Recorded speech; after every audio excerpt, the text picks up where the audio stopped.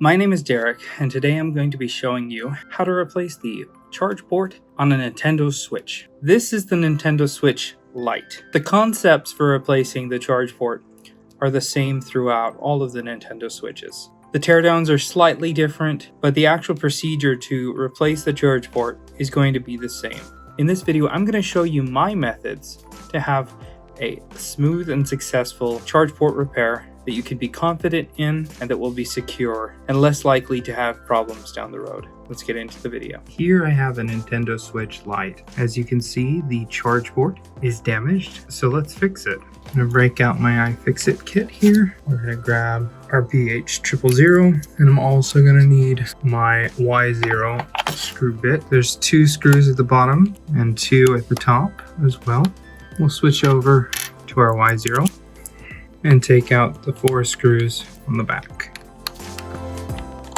Once those 4 screws are out, we can then pop off the back. Needs to pop around the headphone jack, then it'll come right off. There are 4 screws holding down this back plate here, so we'll take those out and then the shield will come off. In order to disconnect the battery, it's easiest to first disconnect this connector here. So we'll slide that out, and then we can pop up the battery connector. There are 3 screws holding down the heat sink. Let's remove them so that we can pull off the heat sink. There, it lifts up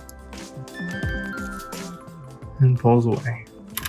We've got 4 screws holding down this speaker here. One of them is gold, just like one of the 4 screws from the back plate. So we need to keep track of where that one goes. Grab on firmly to the white portion and pop it up and out. We've got 2 more gold screws up at the top here. Carefully pull that off. 2 more gold screws on that side of the board. You can disconnect this zip connector and pop it out. We've got 7 screws here that we need to remove. Carefully flip up the flap here and pop out that unit. We'll disconnect these 2 coax connectors here. Disconnect the fan, just like that. That connector, another one right here. Take out the 2 screws for the charge port. 1 more silver screw right down here on holding down the board, and then it'll come out. Now let's replace the port. Now there's a couple things that I like to do to make this job easier. The first thing is I'm going to add a little bit of flux here. I'm going to take some 138 solder paste. Get my soldering iron out. What we're going to do is mix the factory solder there with this 138. I'm going to do that on both sides here and really get that solder mixed down in there. This is really going to lower the overall temperature the solder needs to get to release the port.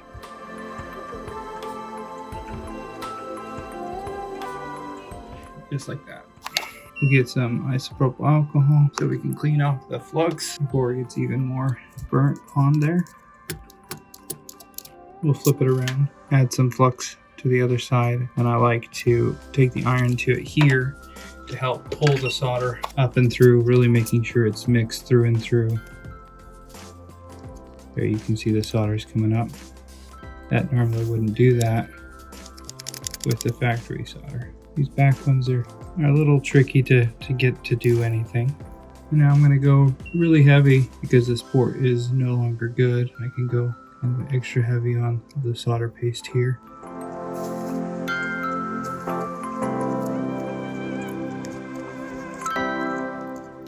The one thing we need to note, we have another row of pins that are soldered to the board behind these pins that are exposed. We need to make note of that when we go to remove this. And it's kind of hard to add any solder to those at this point. We'll feel it let go when we get to that temperature. So now there's a couple things to note when heating this up. We don't want to heat from the top because this plastic, that plastic, they like to melt. So I'm going to heat from below like this. And I've removed the nozzle to kind of heat the entire area. I want to heat up the entire area of the logic board so that it'll come off.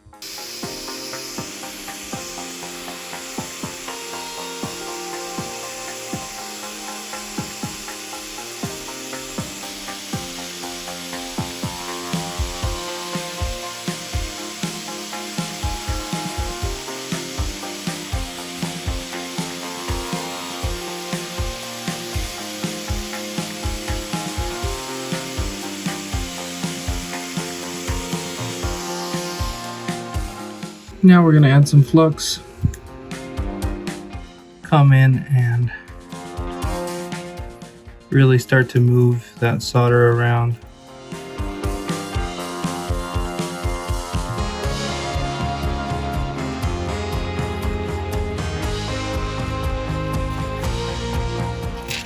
Without trying to burn the connector like I just did a little bit, I'm going to take my wick,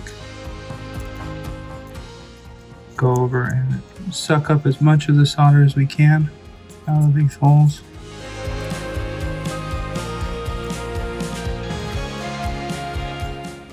We'll take some isopropyl alcohol and clean up the burnt flux.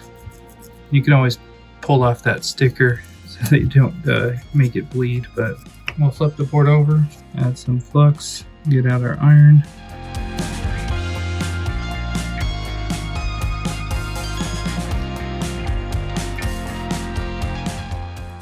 And if you want to know a good trick to getting all of the solder out after going through all of that effort, let's add some more 138 solder and let's flow that through.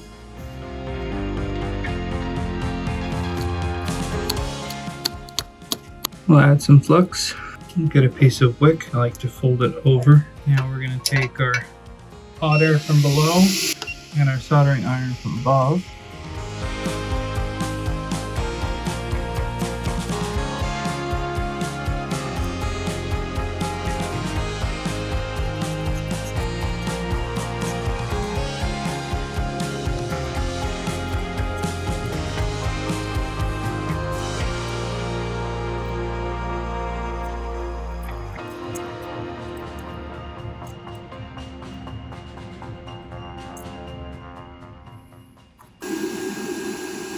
And that's good enough for me. We could have used a little bit more out of this one, but it should fit just fine. But even the small holes, you know, they're all clear, ready to prep the pads for this new port.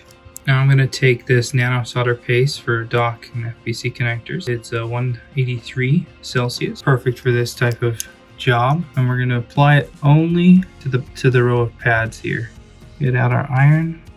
Add some flux to help things flow a little bit smoother. We want them to have nice little pillows of solder all the way across. Now, one thing I recommend doing is tinning all of the legs. That way you can also guarantee that they're all straight. I've got one here we need to bend out of the way, but let's go under the microscope and I'll show you how I tin up the pins. So I'm going to add some 183 as well to these pins all the way across. And then I'm going to take the soldering iron and go and touch each one of them, ensuring that I have basically the equal amount of solder on each one of the pins. That way when we go to solder it down, I know that they're prepped and ready to basically add to the solder that's on the board, ensuring I have a nice solid joint between them without any bridging. So we have equal amounts on each one of the pins. So just going over it, making sure there's nothing like that. Then we'll move to the outer row and we'll do the same thing. Add some solder paste all the way across them. Gently go and touch each one of the pins, adding the same amount of solder, getting rid of any of the bridging that occurs, and depositing plenty of solder on each one of them for the next step.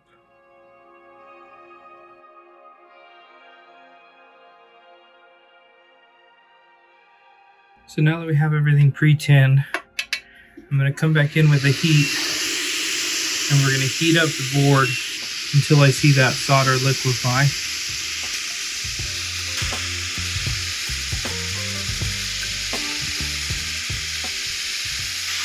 pull the heat away for a second.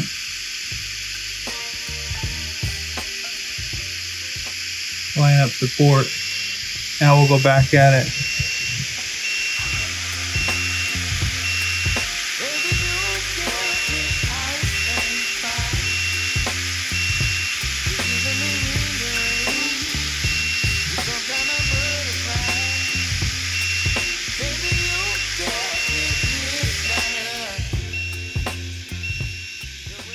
Let things cool down.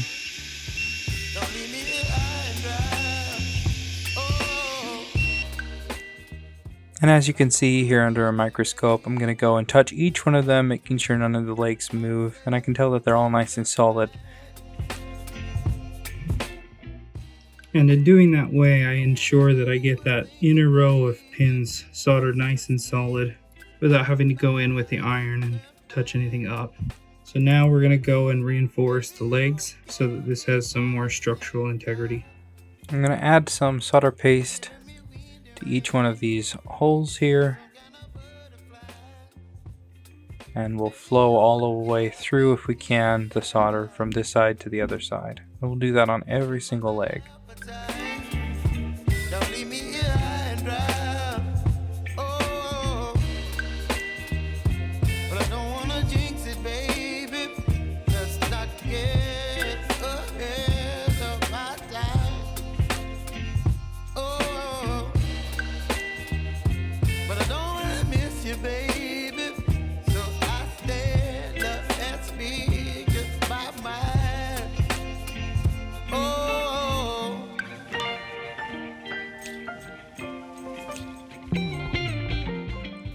We'll flip it on over, and I'm going to pull up the solder through.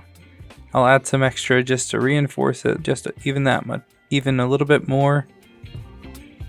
Giving plenty of solder for these legs to grab onto for all of the wear and tear that this port is going to see in the future. These back pins are a little harder because there's more thermal mass behind this section of the board, pulling that heat away. But given enough time, it'll heat up to the right temperature and make it work. We'll clean it up with some isopropyl alcohol and our brush. Alright, so now that the legs are reinforced, both on the back and the front, we know that this is a solid, I would say better than factory, or at least sturdier than factory job. So let's put it back together. Got everything back in. Now we just need to put on the external shell.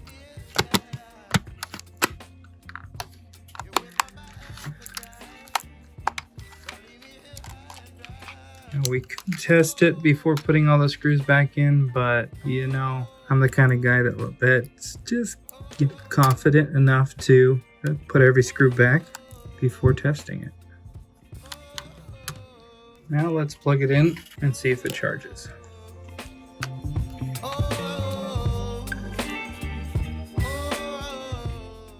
And there we go. We got our little charging symbol. I know that this is going to be just fine, but there are some other tests that you could run. Make sure that it, that everything works. But that's how to do it in a nutshell.